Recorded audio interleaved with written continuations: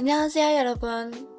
ဒီနေ့သင်ခန်းစာကတော့ pronunciation rule တွေဖြစ်တယ်။ရှေ့ကသင်ခန်းစာတွေမှာအသက်တန်ကြီးသင်ပြီးသွားပြီဆိုတော့ဒီရဲ့အသက်တန်တွေကိုမှသူကမြန်မာမှာဆိုရင်ရေတော့အမှန်ဖတ်တော့အတန်ဆိုပြီးတော့မှရှိတယ်လို့ကိုရီးယားမှာလည်း pronunciation rule တွေရှိတယ်။ဒီ rule တွေကိုနားမလည်လို့ရှိရင်ကိုကနေကိုစားလုံးပေါင်းဘယ်လောက်မှန်ပါစေသူများပြောတဲ့ဒီ native တွေပြောတဲ့စကားလုံးတွေကိုနားမလည်နိုင်ဘူး။သူကကြတော့တချို့စကားလုံးတွေဆိုလို့ရှိရင်လုံးဝခွဲသွားတာတွေရှိတယ်။တချို့စကားလုံးတွေဆိုလို့ရှိရင်ဖတ်ခြင်းကိုပြောင်းပြီးတော့မှဒီအသက်တွေကိုပြောင်းပြီးတော့မှဖတ်ရတဲ့ဟာတွေရှိတယ်။အဲ့တော့ဒီ pronunciation rule ကလည်း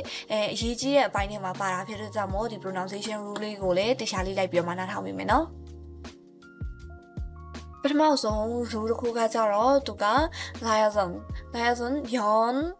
연음ဆိုပြီးတော့မှတန်းထားတယ်သူကအောက်ကအသက်ရဲ့အနောက်မှာတဲ့အသက်မရှိတဲ့ ian နဲ့စားတယ်တဲ့တရားလိုက်လာရင်တဲ့အောက်ကအသက်ကအပေါ်တက်သွားပါတယ်တဲ့သူရဲ့အထိပ္ပယ်ကဘယ်လိုမျိုးလဲဆိုလို့ရှိရင်စားလုံးနှလုံးရှိမယ်စကလုံးနှလုံးရှိမယ်အဲ့နှလုံးရဲ့ပထမတစ်လုံးကသူကအသက်ပါမယ်ဒုတိယတစ်လုံးက ian နဲ့စထားမယ်သူက ian ကကြတော့အသက်မရှိတဲ့အတန်ဆိုပြီးမှပြောခဲ့တယ်အမြုပ်တန်ဆိုပြီးပြောခဲ့တယ် ian နဲ့စထားမယ်ဆိုလို့ရှိရင်သူကဒီအသက်က ian နေရာမှာတွားပြီးလို့ရှိရင်တော့အတန်ထွက်မယ်လို့ပြောထားတာဥပမာအနေနဲ့ကြည့်မယ်ဆိုလို့ရှိရင်ဒီမှာဟာအာဟာနတ်တဟန်ဂါဥကူဂတ်တကုတ်ဟန်ကုတ်အောအဲ့တော့သူ့အတန်က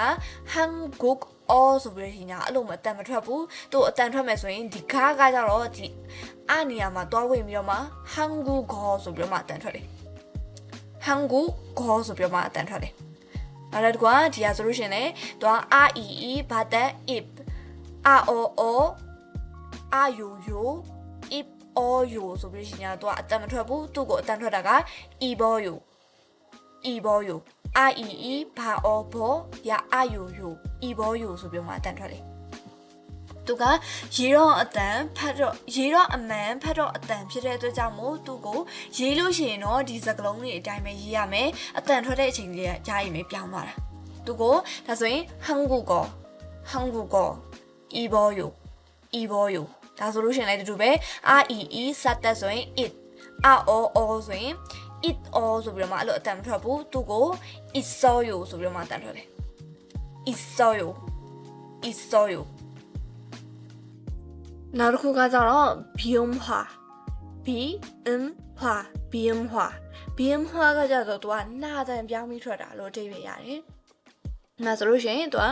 ပထမရှိစာလုံးရဲ့အသက်ကဂါသာဘာနဲ့တတ်ထားမယ်နောက်စာလုံးရဲ့အစားစကလုံးကနာဒါမှမဟုတ်လို့ရှိရင်မဖြစ်နေမယ်ဆိုလို့ရှိရင်သူကဂါကိုဆိုရင်အတန်ပြောင်းပြီးထွက်ပြရမယ်ဂါနဲ့နာမနဲ့တွေ့တယ်ဆိုရင်ဂါကိုအတန်ပြောင်းပြီးထွက်ပြရမယ်ဓာနဲ့နာမနဲ့တွေ့တယ်ဆိုရင်ဓာကိုနာအတန်ပြောင်းပြီးထွက်ပြရမယ်ဘာနဲ့နာမနဲ့တွေ့တယ်ဆိုလို့ရှိရင်ဘာကိုမအတန်ပြောင်းပြီးမှထွက်ပြရမယ်ဥမာအနေနဲ့ဆိုရင်ဒီမှာ감사합니다အဲ့ဆိုလို့ရှိရင်သူကို합니다ဆိုပြီးမှအဲ့လိုအတန်ထွက်ဘူး감사합니다ဆိုပြီးမှအတန်ထွက်ပြီးဟာအာဟာဘာနဲ့နာနဲ့တွေ့ရဆိုဘာကိုမအတန်ပြောင်းပြီးရမယ်ဆိုဟာအာဟာမတဟမ်ဆိုတဲ့အတန်ပြောင်းပြီးထွက်ပြီးရတယ်감사합니다ဒါဆိုလို့ရှိရင်လည်းတူပဲ한국말မှာဆိုလို့ရှိရင်သူကဂါဥကူဂတ်တက်ကုတ်ဆိုပြီးရှင်အဲ့လိုမတန်မထွက်ဘူးသူကဂါနဲ့မနဲ့တွေ့တာဆိုလို့ရှင်အတန်ပြောင်းမျိုးမှာထွက်ပြရတယ်ဆို한국말 군ဂါဥကူငါတက်군 한국말ဆိုပြီးတော့မှအတန်ပြောင်းပြီးထွက်ပြရတယ်နောက်တစ်ခုကကျတော့죄송합니다ဒါဆိုလို့ရှင်လည်းဘာနဲ့နာနဲ့တွေ့တော့ဘာကိုမအတန်ပြောင်းပြီးထွက်ပြရမယ်ဆိုတော့죄송합니다ဆိုပြီးတော့မှအတန်ထွက်တယ်နောက်တစ်ခုကကျတော့경화ကကြတော့သူကအတန်ကိုပို့ပြီးတော့မှ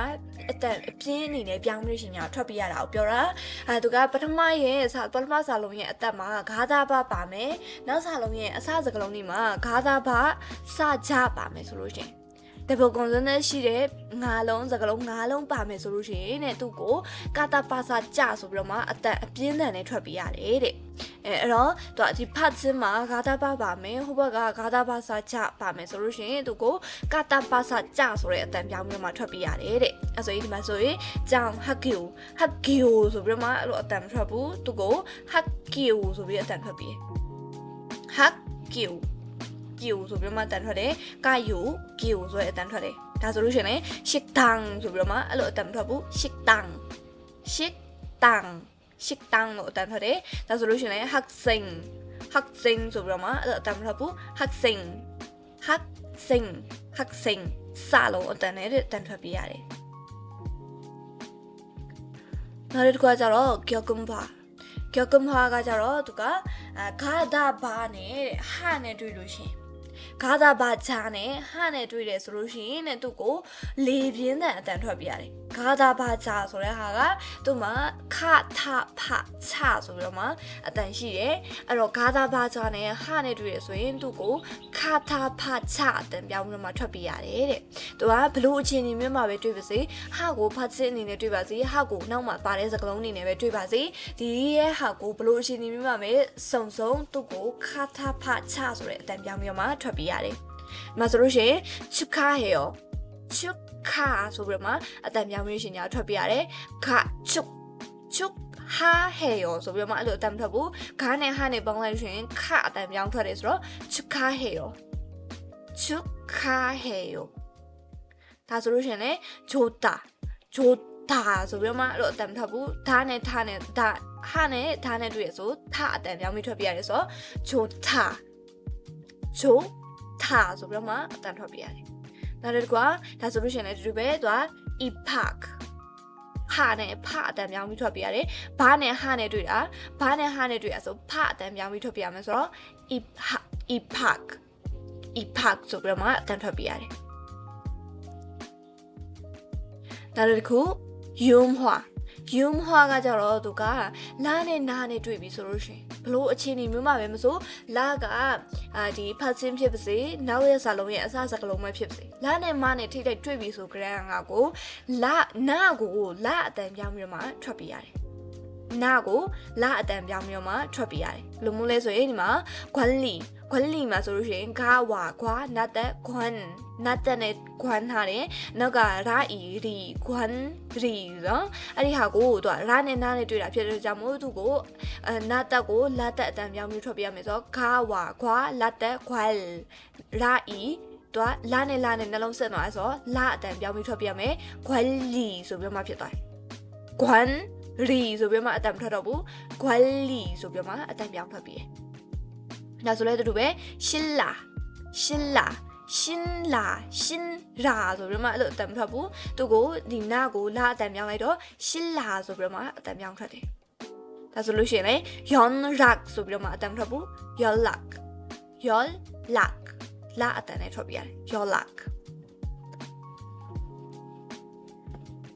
နောက်တစ်ခုကကျတော့그게 음화ဒါကကြတော့ဘယ်လိုမျိုးချီတီလဲဆိုလို့ရှိရင်သူကဓာတ်နဲ့ထနဲ့အီနဲ့တွေ့ပြီဆိုရင်ဓာတ်ရဲ့ထရဲ့အဲ့နှစ်ခုကအီနဲ့တွေ့ပြီဆိုလို့ရှိရင်ဂျာချအတန်ပြောင်းပြီးထွက်ပြရတယ်အဲ့ဆိုရင်ဓာတ်အီဆိုရင်ဂျီအတန်ထွက်ပြရတယ်ထအီဆိုရင်ချီအတန်ပြောင်းပြီးထွက်ပြရတယ်ဒီမှာဘယ်လိုမျိုးလဲဆိုရင်ဒီမှာထနဲ့အီနဲ့တွေ့ထားတယ်ထအီဆိုရင်ချီအတန်ထွက်ပြရမယ်လို့ပြောထားတယ်အဲ့တော့ဂါအာကချအီချီဆိုရဲဂါချီဆိုပြီးမှအတန်ထွက်ပြရတယ်ဂတ်အီလို့အတန်မထွက်တော့ဘူးဂါချီဆိုပြီးအတန်ထွက်ပြီးဒီမှာဆိုလို့ရှိရင်လည်းဂူချီဂါအူဂူတတ်ဂူဂျာအီအာအီဂူဒါနဲ့အီနဲ့တွေ့တော့ဂျီအတန်ထွက်ပြရမယ်ဆိုဂချီဆိုပြီးမှအတန်ထွက်ပြီးနောက်တစ်ခုဒါဆိုလို့ရှိရင်လည်းဟဲဒိုဂျီဒါနဲ့အီနဲ့ဆိုဂျီအတန်ထွက်ပြရတယ်ဆိုဟာအေဟဲဒါအိုဒိုအာဂျာအီဂျီဟဲဒိုဂျီဆိုပြီးမှအတန်ထွက်ပြရတယ်